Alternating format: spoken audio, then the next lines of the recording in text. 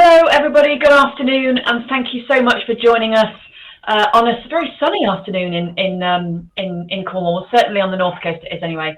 And thank you for joining us today, and a huge thank you also to Marianne and Hayley for joining us today to talk about awesome volunteers. So I will just a few sort of housekeeping and introductory slides from the Growth Hub, and then we'll launch into the full webinar. I also wanted to just welcome Rachel Foster as well from Agile Communications, who is working with us on our campaign to engage with organisations with alternative business models. So we're very, very keen on talking to social enterprises, community interest companies, charities, mutuals, cooperatives, anyone with a sort of purpose-led approach rather than 100% sort of commercial model. So thank you again for joining us today, and anyone that isn't able to join us will also receive the recording. So we'll move through just a quick agenda. So a quick introduction for myself, and then Marianne and Hayley from Volunteer Cornwall will take you through the chunky bit of the webinar, and then hopefully at the end we'll have some time for some questions, and then we will aim to finish at 1:30. So just to introduce myself, my name's Kirsty Miles Musgrave, and I'm the Operations Manager here at the Growth Hub. We're using the Zoho meeting platform this morning, which might be new to a few of you. So just wanted to sort of orientate you and help you understand what's going on. So as we run through, there might be questions that occur to you. Feel free to pop those in the question and answer function. So on the menu bar on the bottom of your screen, or wherever that is, you'll see a little question mark icon. If you click on that, you can put your question in the field and submit it. If you prefer to ask it anonymously, you can tick that little Ask Anonymously box, and we won't see your name, and neither will anyone on the webinar. However, if you're happy to share your name, don't worry about clicking the box, and we'll be able to see who you are, and also everyone on the webinar will as well. We also are, as I said, we are recording this, so you can go back and refresh your memory and go and look at it again. And also you'll be able to share it with colleagues or maybe other organisations that you're working with, and hopefully that will be useful as we go through. So just as a little bit of an overview of what we are here at the Growth Hub. So we are a national government initiative. We'll be running for 10 years. So I hope at least a few of you on the call have heard of us before. And what we are is a signposting organisation. So we are funded locally through the National Shared Prosperity Fund, and that is branded in Cornwall and the Scilly called Good Growth Programme or the Good Growth Fund. So you may have come across those. That is the local branding for the National Shared Prosperity Fund. And what we do is we work with individuals and organisations, businesses, to achieve their business goals, their organisation goals. And that's from someone who woke up this morning and decided that they wanted to start a business, they wanted to start a charity, they wanted to start a purpose-driven organisation. How do you go about that? All the way through to larger organisations with, might have multiple employees, may even have a multi-million-pound turnover. So we work with local businesses, self-employed people, and also not-for-profit organisations. As I said, those businesses and organisations with alternative models. And essentially what the offer is a free business review. We do that online through Microsoft Teams, and you'll speak to one of our connectors. The lovely Jane there is on the screen. And it's about the conversation with your challenges, your opportunities, what your goals and ambitions are. And then we go away and do the legwork to find what kind of support, training, finance options might help you achieve those goals. So we take the hassle and the legwork out of finding that support and training opportunities. So you don't have to visit 25 different websites and ring 5 different organisations to find out maybe if they can help you. We do that as well. And also we've got access to different kinds of resources that we can also share with you.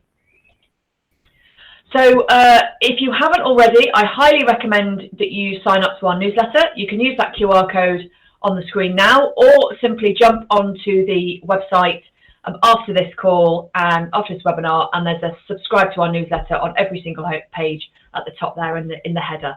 And that basically is, again, us doing the legwork for you. We collate the latest news, the support, funding opportunities, and we send that out on a regular basis to keep people up to date with what's happening. So you don't, again, have to visit our website on a regular basis. And we'll share upcoming webinars and training events like today, like now. So you can see what might be useful to you. So you can, we'll drop into your inbox, make yourself a cup of tea, and you can read that to your heart's content. Be aware as well that you can actually register on our website and create an account. which means that you can create a free business directory listing, which is just another route to market for your organisation or your business.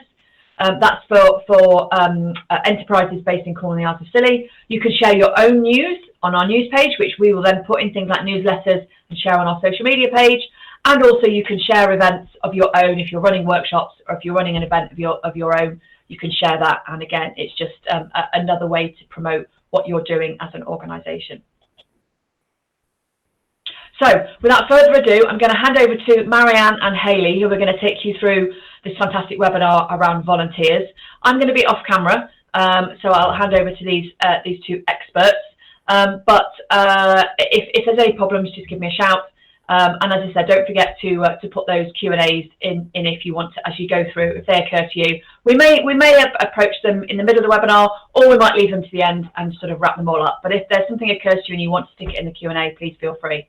Just also want to draw your attention in the tabs on, which should be on the top left of your screen, where you've got the Q&A and you've also got polls. So we do have a couple of polls that we'll run through. So when we say those polls are launched, if you click on that tab, that will take you to the poll. So without further ado, I'm going to hand over to Marianne and Hayley. Thank you for that, Kirsty. So this platform is also new to myself and Hayley. So Kirsty is going to be, she'll be changing slides today. So it's a little bit like going back to COVID, but just so if you wondered why, I think it just makes it easier. Just to quickly introduce ourselves, so I'm Marianne Wright. I work for Volunteer Cornwall as the Training and Development Manager.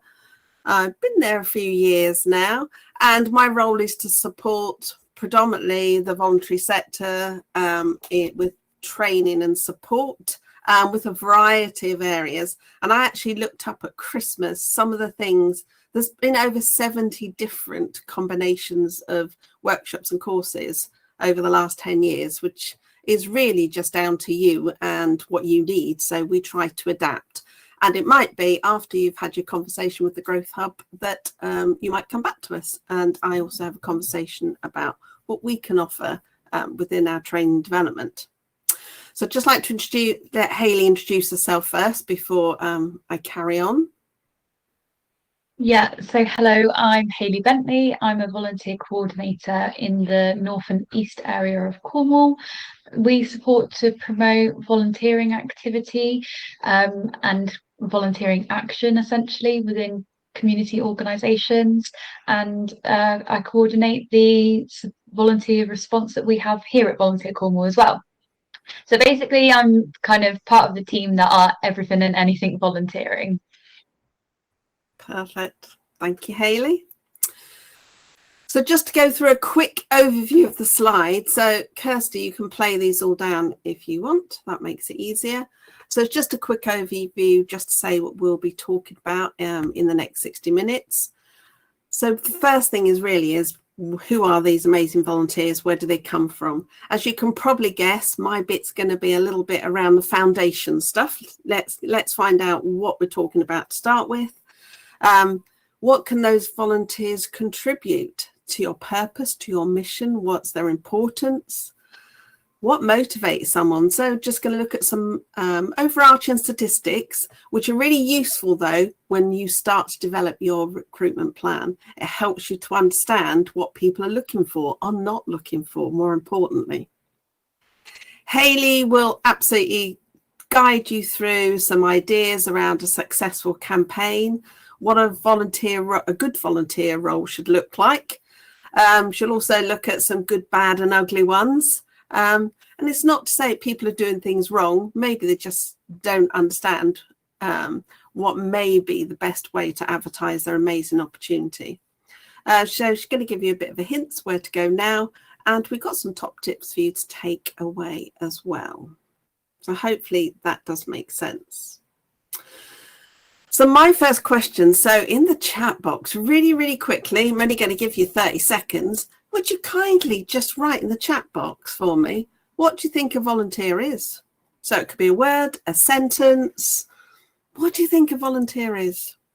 Are there any particular words that come to your mind straight away? So it can be anything at all. Ooh. You can use the Q&A if I'm not sure whether the chat is live. So if you want to use the Q&A instead, feel free to. Oh, there we go. Thank you, Laura. So it's just the Q&A, yep. Perfect. Yep, someone who gives back their time. Yeah, the lifeblood. Absolutely, you're quite right. They are the lifeblood of an organisation, aren't they? And the interesting thing, though, is this word volunteering, we don't really know where it comes from. There are some people that say it comes from the 1600s, where people were volunteered into the military. I think that's a very much a different type of volunteering. Thank you, Kirsty. The different type of volunteering to what we might think of today. And so it's been really hard to define what is a volunteer. We have a few definitions, and we'll have a quick look at one of them. But there have been loads of others that have been different organisations have tried to put into place over time. Some have been about how to be a good citizen. So we had a compact code of practice that was put into place. We have definitions from statutory organisations, specifically around police, especially job centre, always trying to put into place some kind of statement of what a volunteer is. But the bottom line is a volunteer is exactly that. It's somebody who gives back their time, isn't it? It's somebody who helps their community, whoever their community is. And that's what we've always thought about it as. However, there have been a few little differences, some changes into perhaps how we think about volunteering. So it's a really quick little poll. If Kirsty, you can just release the first poll. It's just a quick little fun poll. Can you pay a wage to a volunteer? If you'd like to quickly give your answer. Just a yes or a no.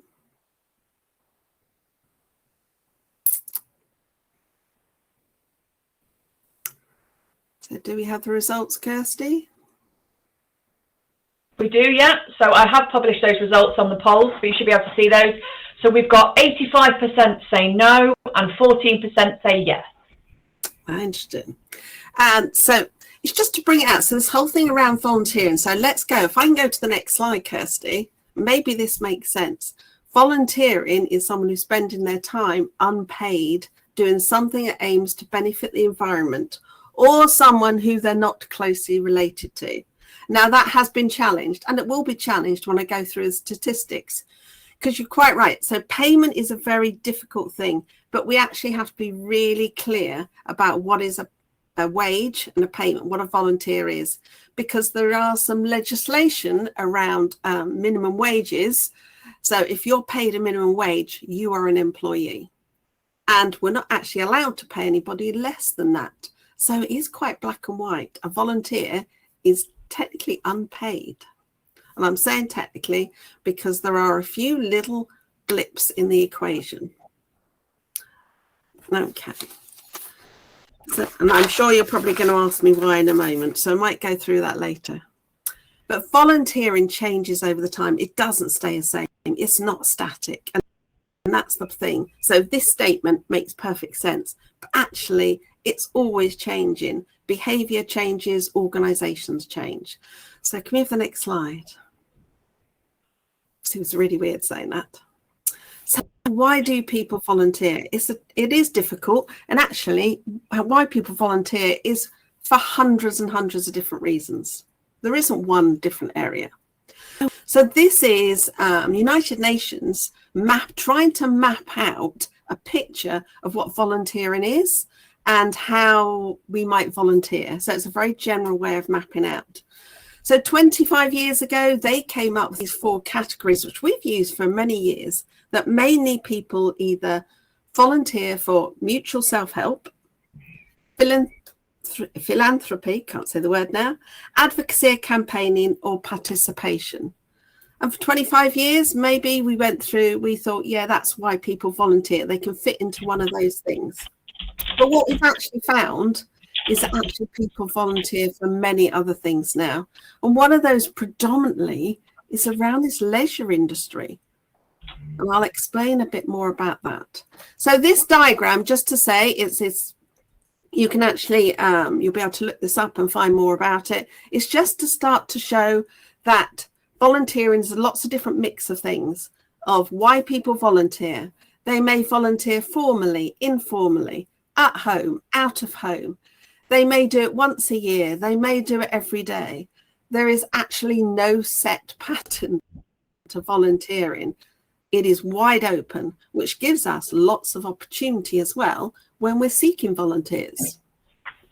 Next slide. So this is the 5th category they came up with, and it's quite an interesting one. So they call it the leisure category. And it actually makes a lot of sense. What they're saying is that people don't necessarily go looking to volunteer. They join a group for whatever reason. Maybe they join a coffee morning. A few weeks down the line, they start serving the teas and coffees. Maybe a month down the line, they might start to be the secretary of that group. So this is a very different way people are starting to volunteer. It's not about an advert per se in terms of come and volunteer with us. This is somebody starting to join because they're enjoying what they're doing, but actually they then want to give back as well. I'm not sure what the clicking is, sorry. Just to say. So maybe there's no such thing then as a traditional volunteer anymore. Maybe volunteering is completely turned on its head on how we look at it and who we should be looking for. Maybe we need to expand those places that we looked at before and where we went to look for them. We do know there are certain markets that still volunteer, over 60s to a certain extent, yes, but actually even the age range has changed. Could we just have the next slide, please? So just having a look at some of the latest figures from 24-25, thinking about then, why do people volunteer? Because that's what we need to know, isn't it? Why did they volunteer? So in terms of formal volunteering, this is usually when someone's signed up. What we do know that about 17% of adults volunteer once a month for over 12 months. But 28% are more likely to do it for just once in that 12-month period. There has been a general decline in formal volunteering. So in 2013-14, maybe the heyday of formal volunteering, we had 45% of the adult population doing formal types of volunteering. So we know this tells us there is a change to what we need to offer. But what's really good is that geographically, we've always been slightly higher and above the normal average in the Southwest when it comes to volunteering. And it's also good to see we can reflect that actually the top thing is people still want to go out and help people. That's number one reason why people do this. They want to help people. Yeah. But it's also because they've got some spare time to do it. And maybe that starts to tell us how volunteering's changed, because formal volunteers are actually saying it's because they've got the time. That's the second biggest reason why they're doing this formal volunteering. Could we change slides, please? So we also need to look at why are people not taking part in this form of volunteering. And I think the top one there says a lot, isn't it?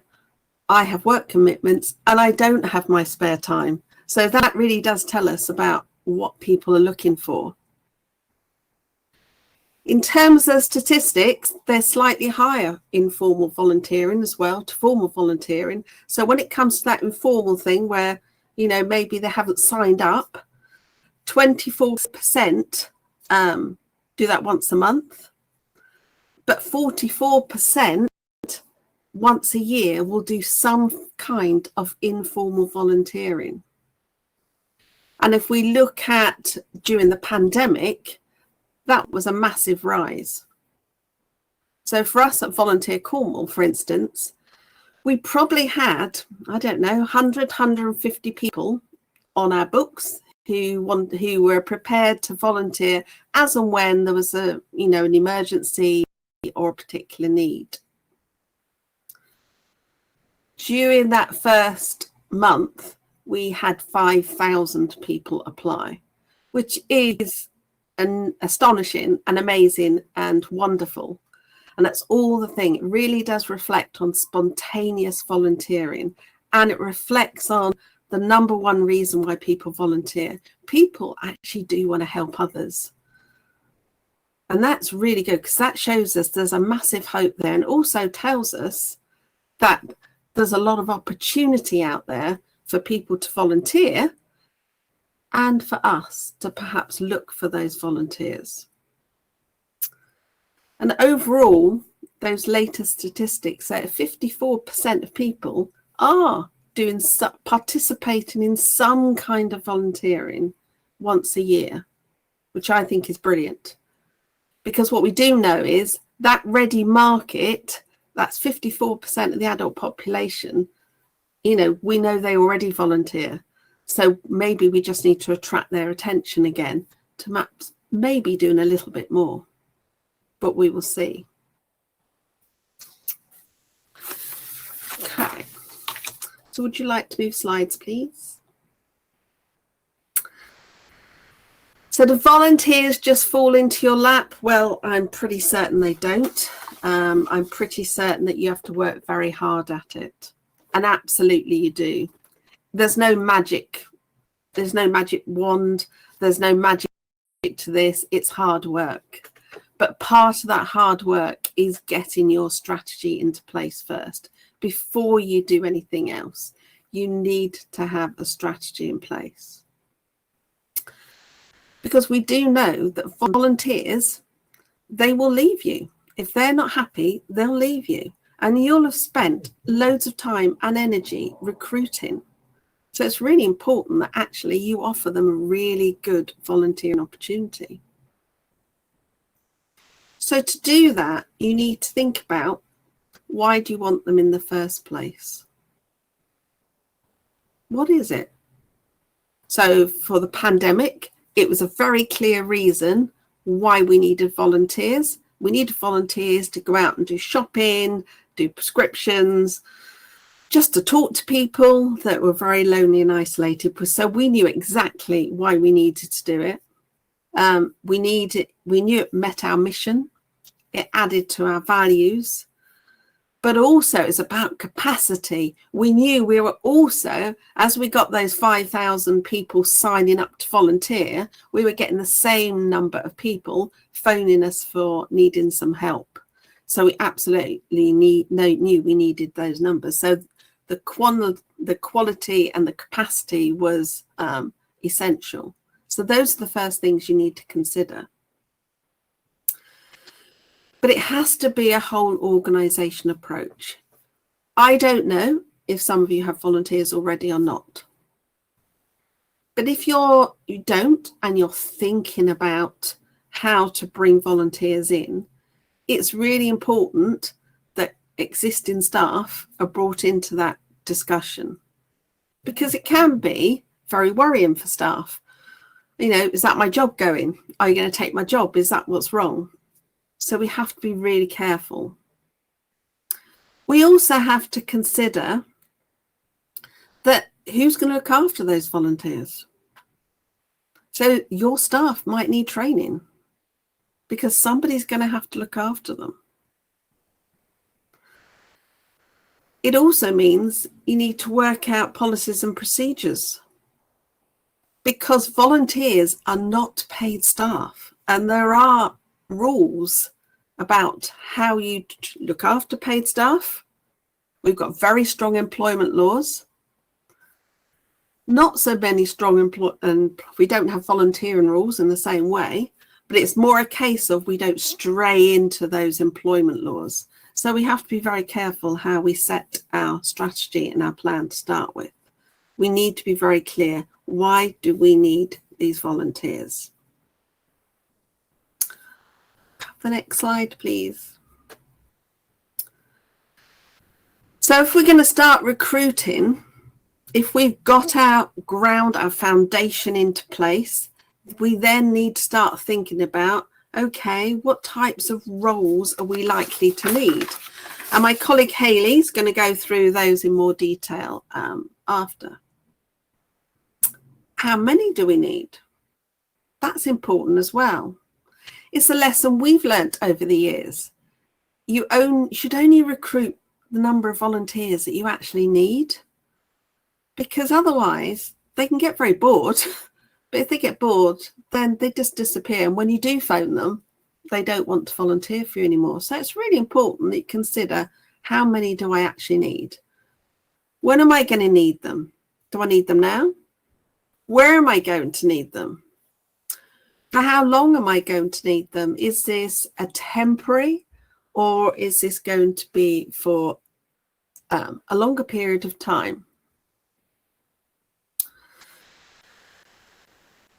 And you absolutely need to know who is going to coordinate and who is going to manage them. Really, really key. But the bottom ones is the last thing on this list, is the thing that sometimes people don't plan for, and that's a really good exit strategy. Now, the exit strategy is there for two reasons. It's people need to know what's happening, maybe how long it's going to be, but also you need to find out, there needs to be a feedback loop. This isn't a static recruitment plan that you set and you never change it over all the years. It has to have feedback. So part of your exit strategy should always be about, how do you get that feedback back into the system to find out why people aren't staying with you? Why didn't they sign up for you? Why were they not happy? Those things are really important to know. What did people like? What didn't they like? You need to know, were you flexible enough? Remember those statistics. People want flexible volunteering. Did you talk to them enough? Did you communicate with them? Because what we do know is the research does suggest they are much more likely to stay with you if you have a really good onboarding strategy. So it's really keen that you put that into place. So it has to be a smooth. So that conversion rate is really important. You put a lot of time and effort into this. Next slide, please. Because it's our responsibility to make sure they have the very best experience. Let's go back to the beginning. They're giving their unpaid time. And that's an amazing thing. It's such a generous thing to be able to do for somebody else. So it's our responsibility to make sure they can get the most out of that experience going forward. And yes, it is for our mutual benefit, but also it's, you know, we have those responsibilities underneath that. Next slide, please. So the big question I would ask you is, why should I volunteer with your organisation? And that's what I'd want to know. I've been a volunteer for over 30 years. And that's the question I would want to know is, okay, why should I volunteer with you? It's a competitive market. So the Charity Skills Report in 2024 absolutely says there are more organisations seeking regular volunteers now than ever. But there seems to be less volunteers out there. I say seems to be. So that is an operational challenge. Whoever said right at the beginning, said they are your lifeblood. Absolutely. So when it's your lifeblood, it's really, really important, isn't it, that we try and get this right, or as right as we can do. So change slides, please. So let's look at the more positive side of statistics. So this is from a time well spent survey. What would encourage people to volunteer? Because this is what we need to know, isn't it? And what's the first thing they say? They want it to be flexible with the time commitment. That's the largest amount. And the second one is also around flexibility. So absolutely telling us now, these are the two key things. Somehow we have to be flexible in what we do. And I think one example from a long time ago, it seems a long time ago, National Trust found this, is that once upon a time, they used to have, during their sort of opening hours, April to October time, they would employ people who had volunteered to be their room staff. But that changed over time. People started to maybe look after the grandchildren for the 6 to 8 weeks. Maybe they go on holiday. They've got other things to do. So they've had to be more flexible in their approach. And now people volunteer for segments of time. They don't necessarily have to volunteer for the whole 7, 8 months. So we might have to think about that. I think I like that third option here. This third thing here says the main reason that would encourage them to volunteer is if somebody asks them to get involved. That really tells us we've got to get out there then, doesn't it? Somehow we've got to get out there to ask people to get involved. But mostly, a lot of the other things are about we just want to know how and why and when. And that all comes about from how you promote your recruitment. And Hayley's going to talk to you a lot more about that and where it is, what should go in that, what needs to go in that role description, what do people need to know? Well, actually, they're telling you what they need to know. They're very clear. And somehow we need to put that into our process. So flexible, non-bureaucratic is pretty obvious. They want feedback loops. They want to know that you've heard them to start with. The key thing is, though, it has to be embedded into an organisation. So next slide, please. So just a bit of an overview. We don't have time to go today to go into details. But remember, it's up to us to create the right environment. We need to create an environment which is going to motivate them to want to be part of us, to want to come to us instead of someone else. And the only way we can do that is if it's totally embedded into the organisation. It's not an add-on. If you're going to have volunteers, that needs to be part of what you do. And that should be reflected in your values and in your mission statements. Next slide, please. Next slide, please.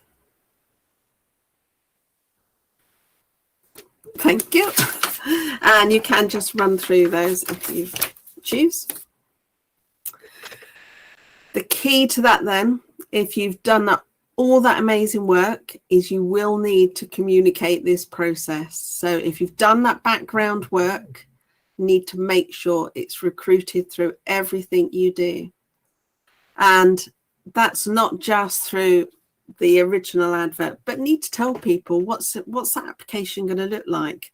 You know, they need to know all the onboarding processes, because some of those questions that previously people have asked, well, if only I knew, would it help me?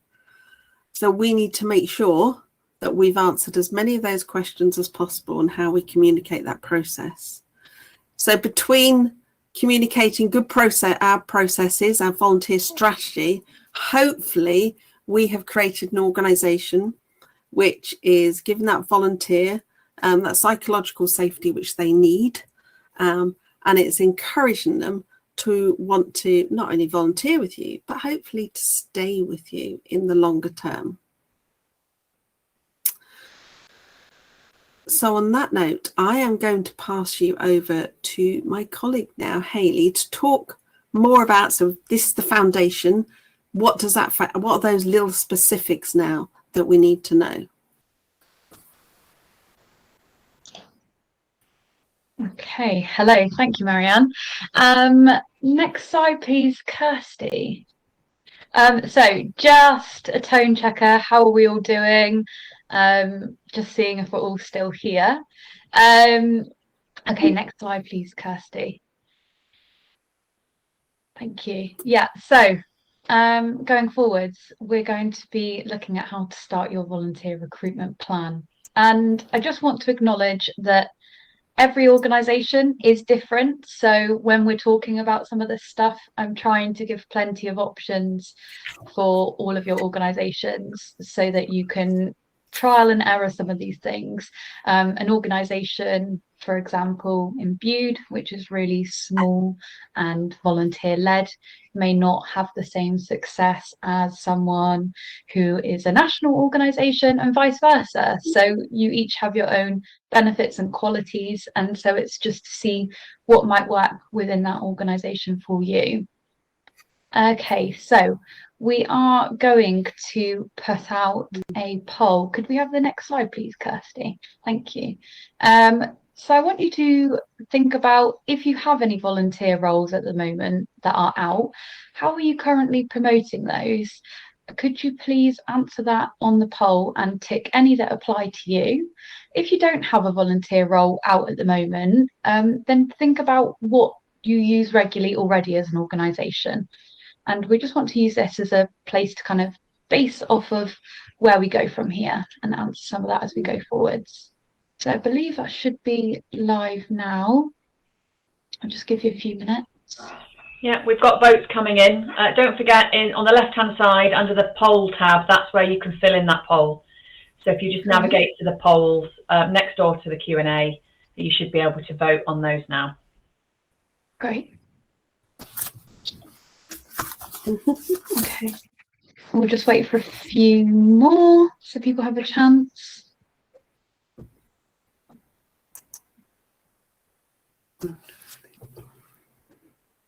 Great, so in some of the options here, I know that this is going to be sent out as a recording, so I'm just going to read out what some of the options were. So we've got our organisation's website. We've had 62% say that they use this method. Social media, 62% again. Email, newsletters, 12%. Volunteer platforms and websites, 25%. Parish or community magazines, 12%. Posters or notice boards, 25%. Word of mouth, 87%. Local events, 37%. And none for other. So that's great. I mean, obviously our most popular ones are social media. We always refer to that, don't we, when we need to get something out quickly. But we know now about Facebook particularly, it's really saturated, so a lot of people are using that, and so it's really hard to be noticed in amongst the crowd on social media. Your organisation's website, I mean, that's great. That's where we're looking if we're connected to an organisation and we want to see how we can help them. That's the first place we're looking, so it's great that loads of people are putting it on there. But word of mouth was our highest one, which is really interesting, because I think that does so much work in the community, being out there and being able to have one volunteer advocating for it and spreading the word. But interestingly, stuff like parish or community magazines aren't coming up as much, but we know that the highest demographic of volunteers are actually those that are reading those parish and community magazines. So it might be one to consider going forwards. And we know recently we've conducted a telethon to our volunteers, our database, and we were talking to them. And those that are least active within our volunteering activity say that they may not be doing stuff with us, but they are subscribed to our newsletter and they have been taking up their own volunteering opportunities from what they see on our newsletter every month. So again, it's one to consider, that people feed that back to us and they tell us that. We haven't prompted them, do you read our newsletter? They have told us that themselves organically. So it's something to consider, that email newsletters do work in some capacity, especially if they've signed up to receive that newsletter about volunteering. It could be something going forwards that you might want to engage with us about. So my next question to you would be, what's your biggest challenge with recruiting volunteers? It'd be good to understand what that challenge is. So in the Q&A, if you could just pop some thoughts in there, some reflections about what you're feeling is the current challenge for you.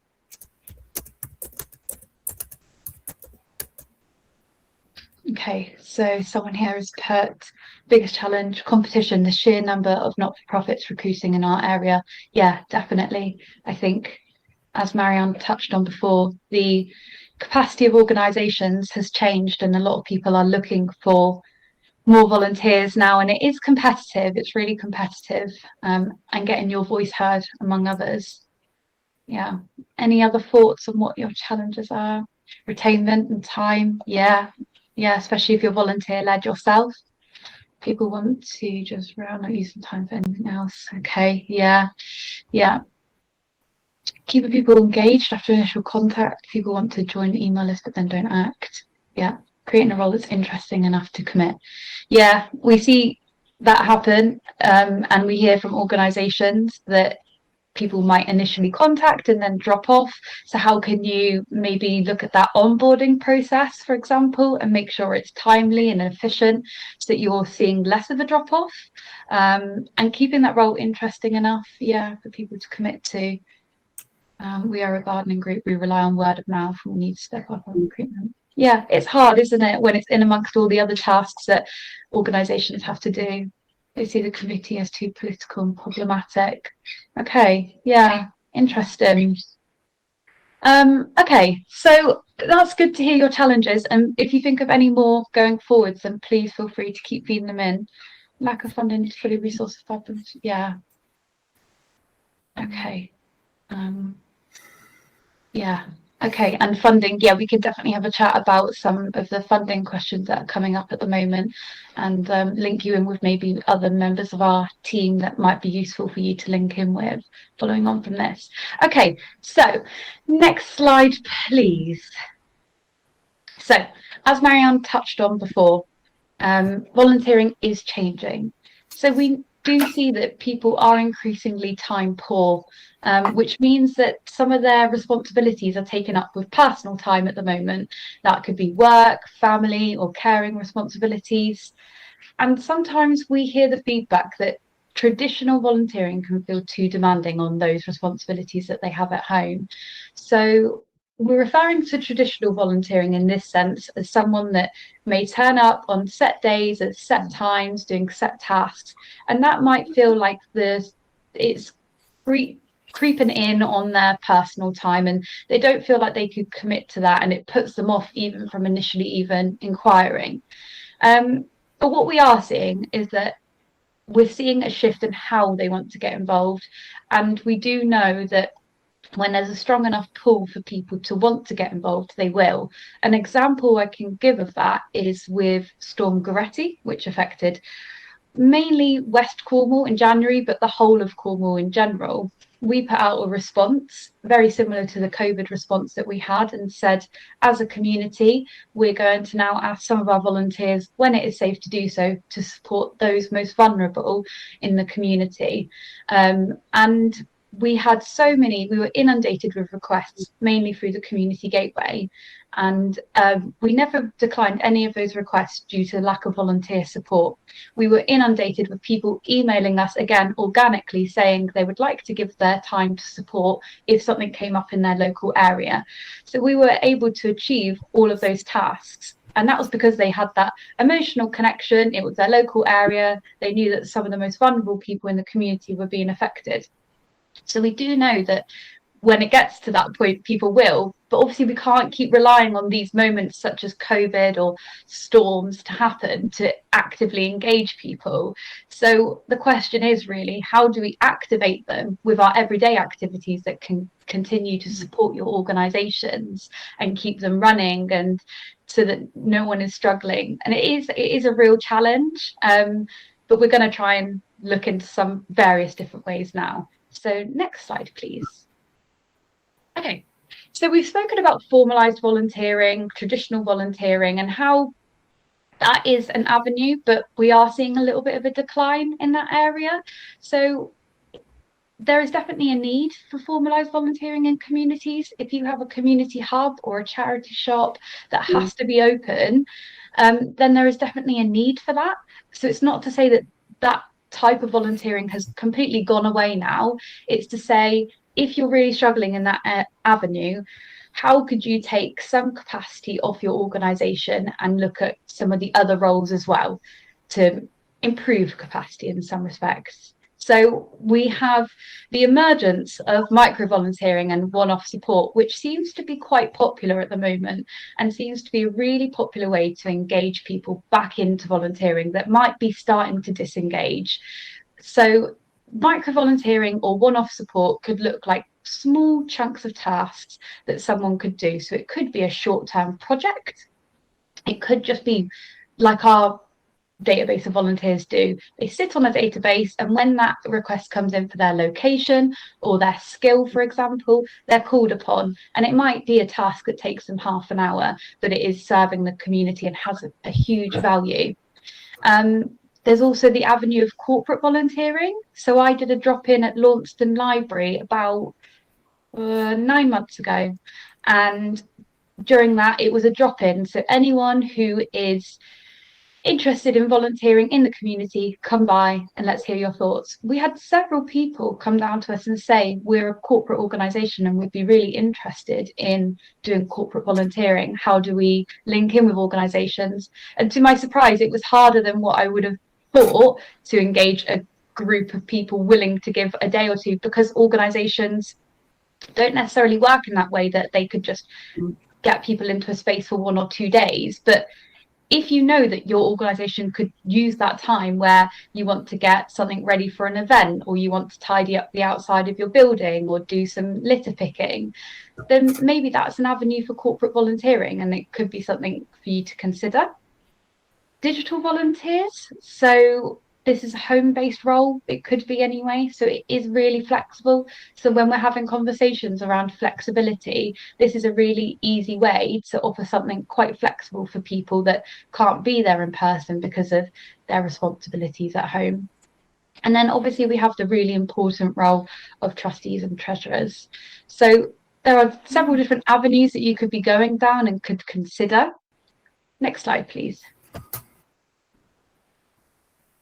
Okay, so as Marianne said, what people are looking for, they're looking for flexibility now, maybe ad hoc responsibilities, clarity when they're applying for that role. So they want to know for definite that they only need to give 1 day a month or 1 day a week, and that's what they're going to be asked to do. They're not going to be suddenly asked to do a lot more and have to decline that.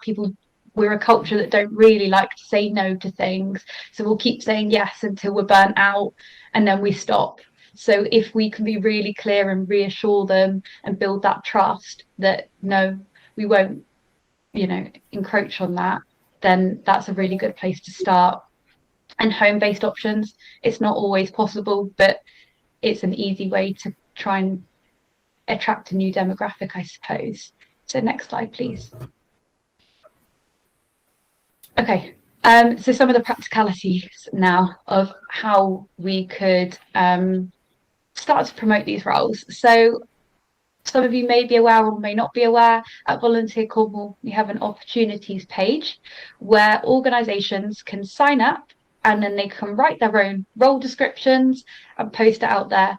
And whenever we're talking to members of the community or professionals that work to get people into employment, for example, or social prescribers, we're always referring people as our first port of call, go and check out our opportunities page straight away, because that gives people a good idea of what is out there, what's available, and then we can start to look with them what they might want out of volunteering.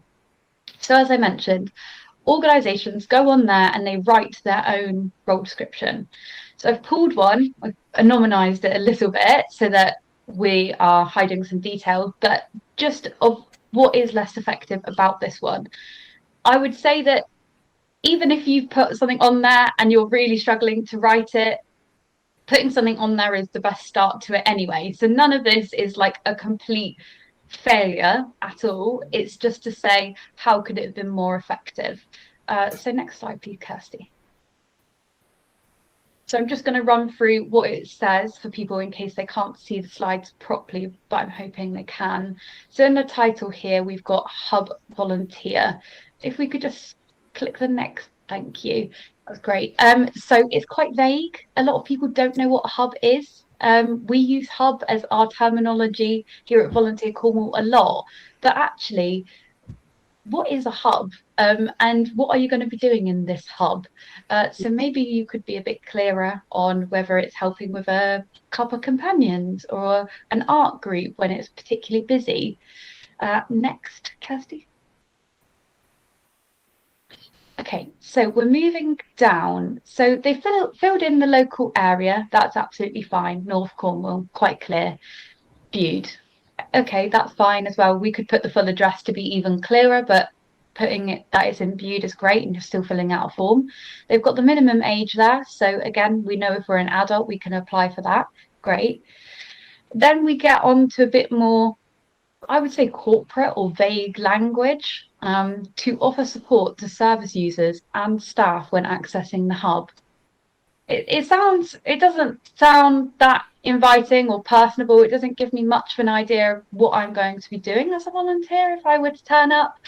And then it goes on to talk about attending on agreed days, reporting concerns.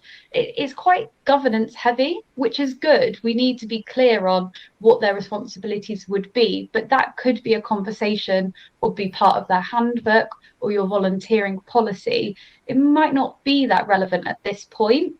I think this is the time to invite people in to understand what your organisation does and why they need you. So I would say it's fine and it's relevant, but I haven't really got much of an idea about what you're doing. And next, please, Kirsty. Oh, sorry. Actually, don't go next. Go one back. It was just to say as well that when you're uploading onto our website, we encourage people to add a photo, because if nothing else, they'll be drawn to that and they'll get a visual idea of what you look like. And if you don't upload a photo on our website, it just comes up with this standard one that you can see here, and that's what they had. So in respect of this post, we had a few conversations with them, and they came to us about why they weren't recruiting volunteers, and some of the suggestions we were made were around this, so that people could get an idea what the organisation looks like. Next slide now, please, Kirsty. So I wanted to show an example of a really great opportunity that is on our website. And we know it's great because, as you can see here, when we're working as a team, we can see the results that come through and who's inquired through our website about these organisations and the opportunities. And they've had so many people inquiring and taking up the opportunity. And now, obviously, I want to also acknowledge that that could be because of the type of opportunity they have, or it could be the area that they're in, but it also could be some of these elements that they've included. And I think their communication is really clear. So we're just going to go through a few things that have made it quite clear. So next, please, Kirsty. So here they have listed their website at the start, at the very top. We include that as a feature, but not everyone always puts their website on there. But if I wanted to find out how I align with this organisation as a volunteer, I might click through. And it's really great that they've linked straight to the volunteering page. So they've not lost me. They've got me to go straight to the web page, which involves volunteering. Next, please, Kirsty. They've been really clear in their role description. They've said that they do gardening activities and it's for a couple of hours or a whole day. So they've kept it really flexible. And so I immediately know that I could just be giving a little bit of time, or I could give a bit more if I felt up to it. They've engaged me when they've said those who love nature, and they've given me an option to get a bit more stuck in if I wanted to. So around the biodiversity.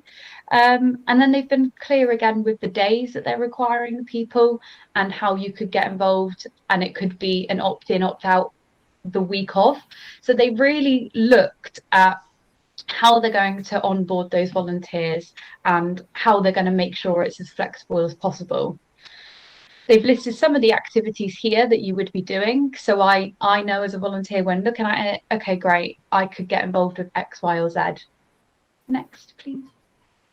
They've included an image of some of their volunteers and what they're doing. So again, it just helps me to stand out, or helps the organisation to stand out when we're looking through this saturated market of everyone promoting volunteering opportunities. Next, please. Next. So they've again taken away some of the barriers that people might come across when they're looking at volunteering. So they've immediately said no previous experience is necessary.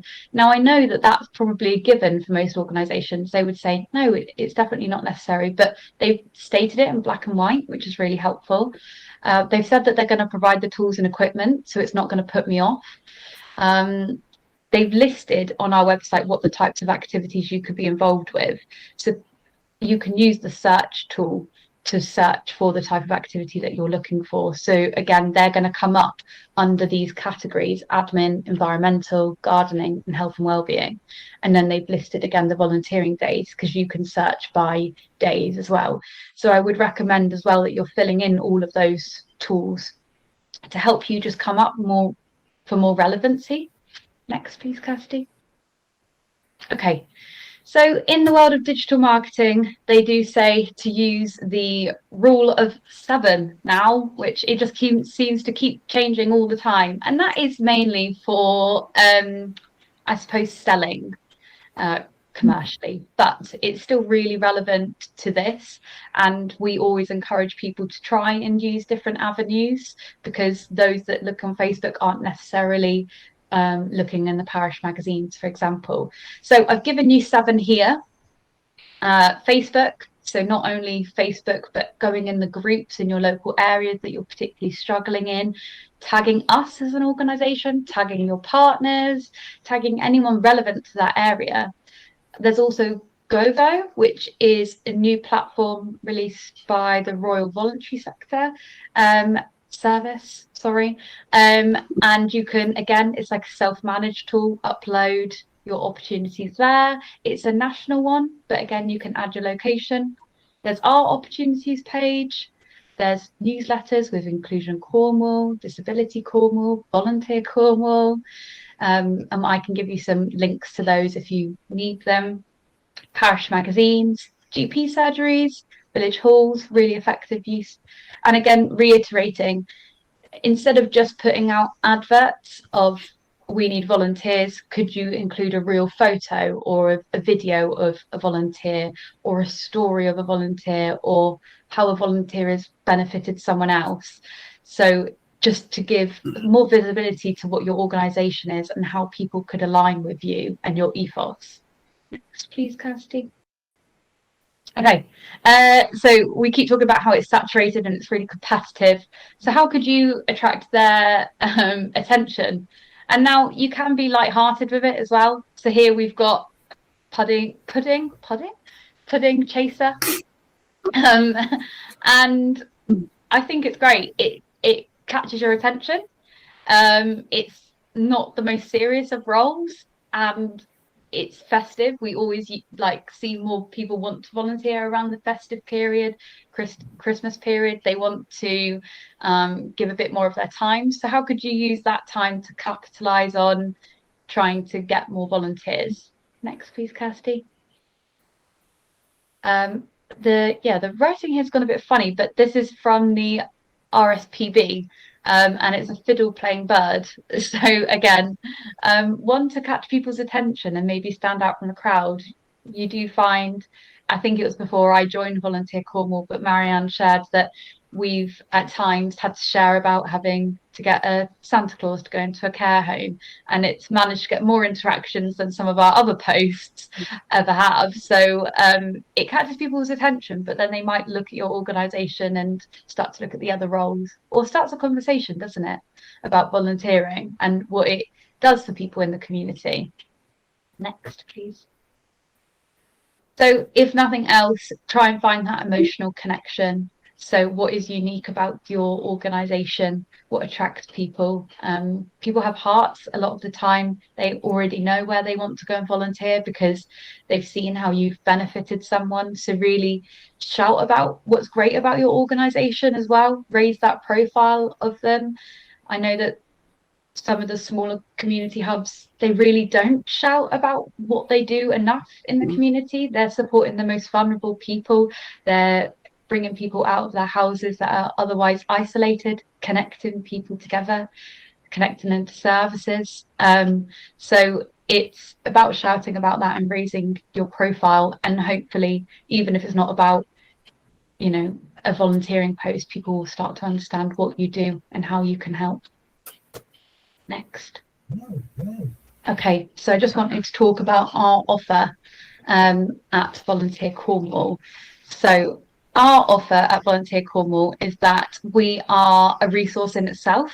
We are the volunteer coordinators, so there is a team of us, and we support, sorry, doorbell, if you can hear my dog barking. We support organisations to, if they're struggling with the admin of getting a post on our opportunities page, we're here as in-person support. We're only a phone call away, an email away. We also have a newsletter that is sent out from the volunteer coordinator team with your posts that you might be really struggling to recruit for. And we do that monthly on the first Wednesday of every month.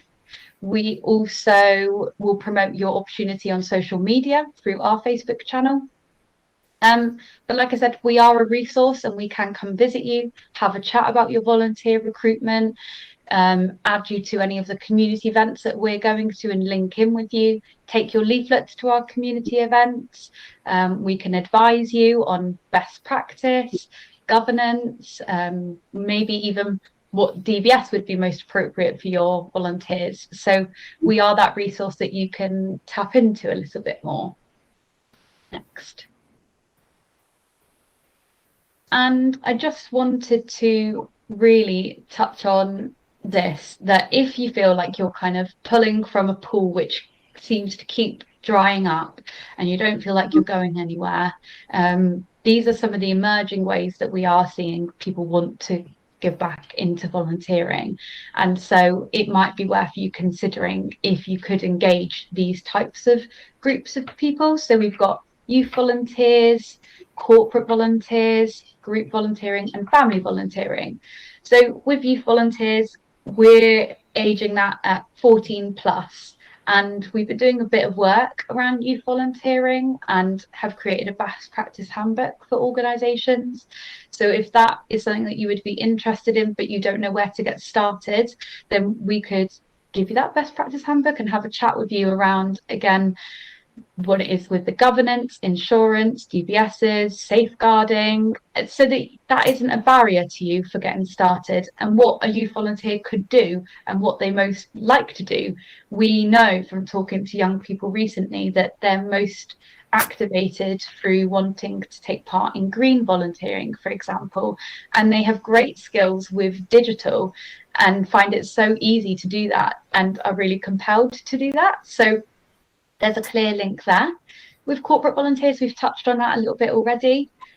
Group volunteering, again, is there a way that you could make the community feel part of your organisation by doing a one-off group volunteer day to help build a project or move a project along? And then family volunteering. I think that's a nice way to, if you don't feel like youth volunteering is at all possible for your organisation because of the staff to young person ratio, for example, could family volunteering, where they come along with their grandparent or their parent, be an option for you, but it can be a day for all of the family to get involved with, again, with something. So it is about sometimes being a little bit creative, and I still want to make space for the fact that those traditional and formalized roles do exist, but you know, there's also these other avenues as well that are emerging. Next slide, please. So here are our top tips, and it touches on a little bit of what Marianne has mentioned to start off with, and then goes on to how you're retaining those volunteers. So first of all, get prepared, and then be clear with what it is they're going to be doing. Try and be flexible. So by flexibility, that could mean instead of having a printout copy of your application form that someone has to drop into your office to pick up, to fill in, to take back, could you change that into a Microsoft form or a Google form, for example, or just an email? Are there ways that you can try and be a bit more flexible even with that onboarding process? Because we know that there's a real barrier digitally with uploading some of these forms or finding it. So are there other ways that you can talk to the people that you've currently onboarded and said, how did you find it when you tried to apply to be a volunteer with us? Because we had that with our telephone befrienders. They said it was so hard trying to fill in that form, and we always had problems. And then we'd send up a form to the references and wouldn't hear back, and then that delayed that process for us. So we created everything onto a digital form and tried to make it as clear as possible. It's just a link that you need to click and it will take you straight to it. You don't need an account. Fill it in, press submit, done. It's sped up our whole process, and we can now get our telephone befrienders onto the project so much quicker, get the reference checks done. We get it done within a day sometimes, which is great and amazing. We haven't lost them during that process, but we were previously losing people and not hearing back a lot more because it's getting lost in the post, or the email got lost, or the person didn't come to pick up the form. So yeah, if you can't be flexible with your role, how can you be flexible with other elements of that role? Onboarding, checking in, take feedback. I know it's sometimes hard, but we need to take that feedback on to improve the process for people coming through again. And then I hope I've reiterated enough, but celebrate your organisation and what you do and what you achieve within the community already. And then I've included the QR code here, which takes you to our opportunities page. So you can go there, have a look at what's already on, maybe register as an organisation yourself. And I will leave my email address with whoever is circulating out post-webinar. That's for the CVC team, the volunteer coordinators. So if you ever have any questions, would like any of our handbooks on anything, then please do let us know and we can send that over to you. Cool. So I think there's a bit of time now for some questions. There is, yes, if that's okay. I'm gonna. I think probably if I go through and throw some questions at the both of you, and then you can sort of decide who wants to pick those up. I've stopped sharing, so we can see we can have a bit of a sort of a bit more of a chat now. But first of all, I just wanted to say a huge thank you to Hayley and Marianne. That was a really comprehensive and informative, and some great engagement during the presentation as well from the people on the call, which is fantastic. So the first question actually came in from Lisa, which was towards the beginning of the webinar, and it was interesting to hear about volunteer management systems for small teams of volunteers, and any funding available for such systems. And she's coming from a CIC. Oh, interesting. So I do so in terms of training, which is my side, obviously I do volunteer management training. We do 1 day sessions, also some qualifications from ILM. But in terms of funding to set your volunteer, that's the bit I think probably going to want to know more about. I'm not sure about funding to set one up. So I know the RVS did at some, I don't know if Hayley still knows. So the RVS did have some funding to help people set up with their governance at one point. I would have to say I'm not sure if that's still available. I know that at the moment the intention with the Govo website is that they would have a volunteer management system built into it, but that is like a future plan, but it is emerging. So it might be worth you subscribing with them to find out some updates coming from them when that will come. But that will be a system that organizations can use. You wouldn't necessarily need funding for it. It will be a system they're ready for you to use. That's what they've been commissioned to provide. Fantastic, thank you both.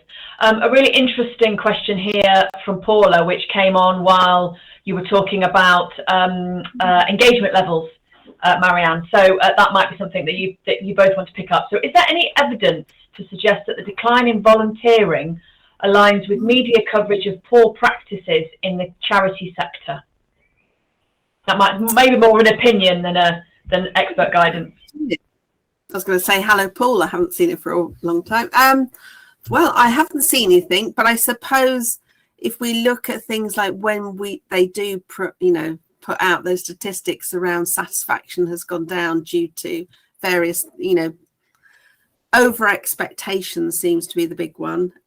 It seems too much like work. So yes, I suppose, absolutely, if somebody sees that, they could be put off. There's no, if I saw it, I probably might think, oh yeah, okay. I haven't seen anything specific to link them, but I will have a look. Excellent, thank you for that. A couple of observations actually from myself and Rachel as sort of organisers. We were talking about corporate volunteering, and Rachel has identified that she in her business, she encourages her staff to volunteer for up to 4 days a year in company time. I'm an employee of Cornwall Council, and I'm aware that we have 2 days of funded time for employees to take up volunteering, and that actually can be taken in chunks, so it doesn't have to be whole days. We can take it by hours.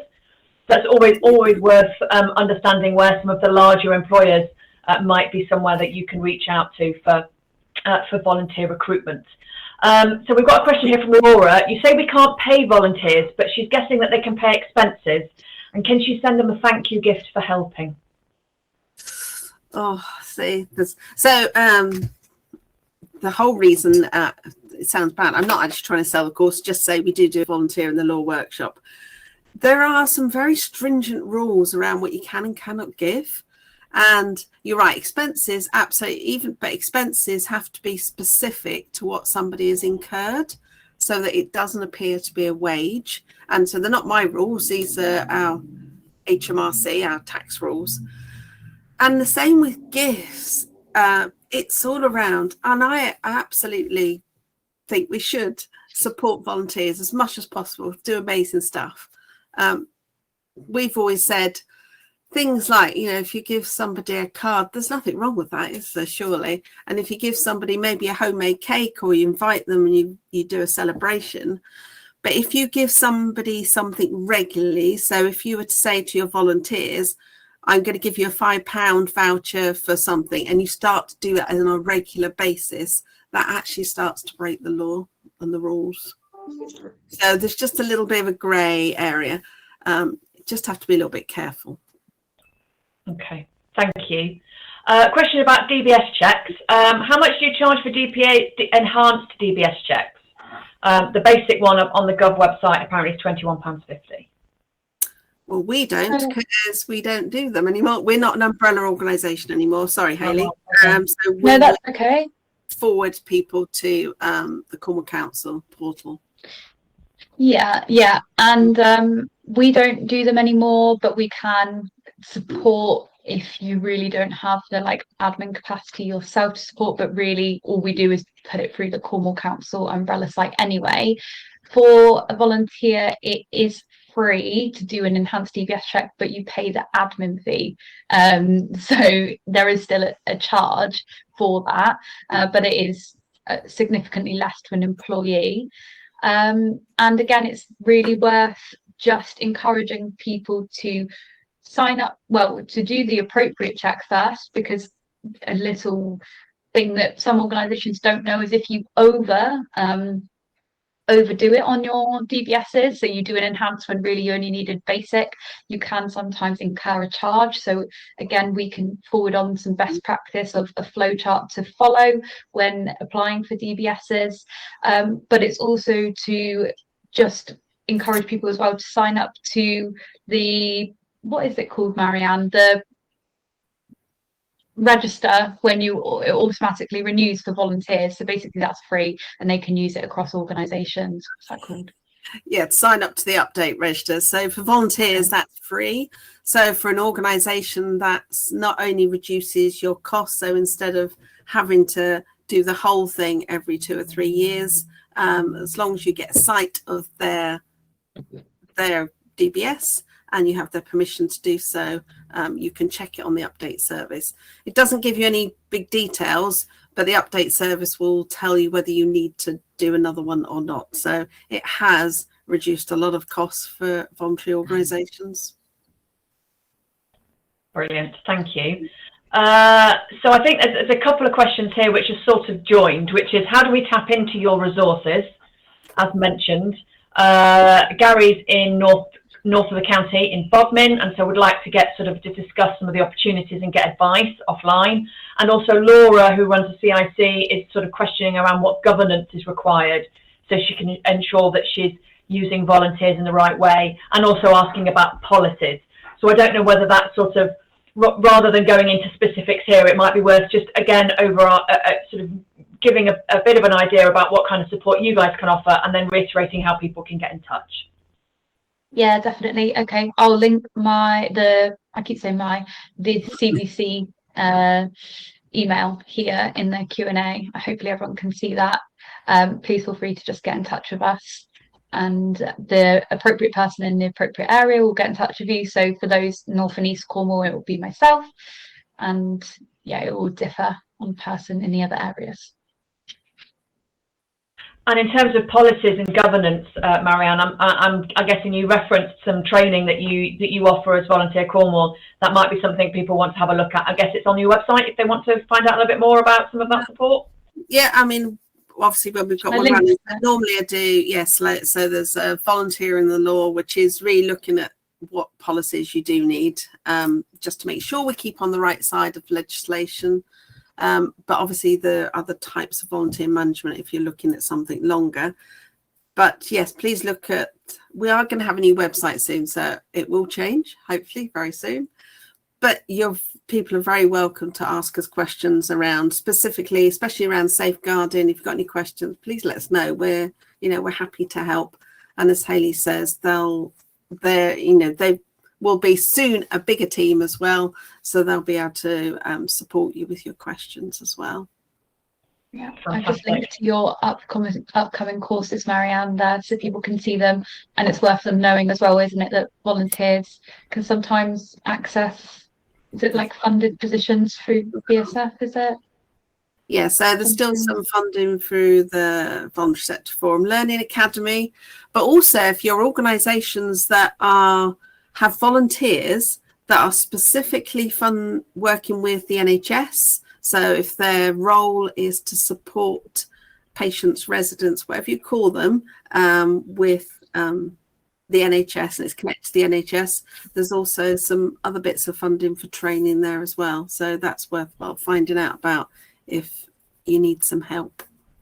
Fantastic, thank you. And then again, quite specific here, but it might be what you might know some of the, rather than necessarily giving advice around health and safety and insurance, it's what difference, if there are any differences between volunteers and employees. So Laura asks, how do I protect my CIC from volunteers against volunteers who might be claiming if they slip and hurt themselves, given that it's different to employees? Is it different? Is the requirement the same? Again, that might be covered in your training, but is there sort of any overarching information you can give?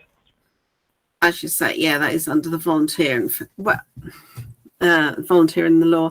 There's the weird thing is that most, and you probably know, those health and safety policies are written around for employees.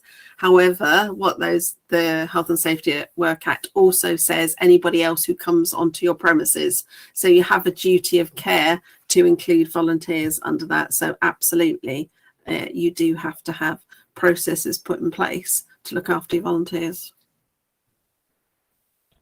Brilliant, thank you. And thank you to Paula for the comment. I think we were talking earlier about volunteer management systems, and she suggested cloth workers have a digital infrastructure fund and might be able to help with CRM for volunteers if you were looking at sort of like a volunteer management, like a technical, like an IT management system rather than policies and guidance. So thank you, Paula, for that.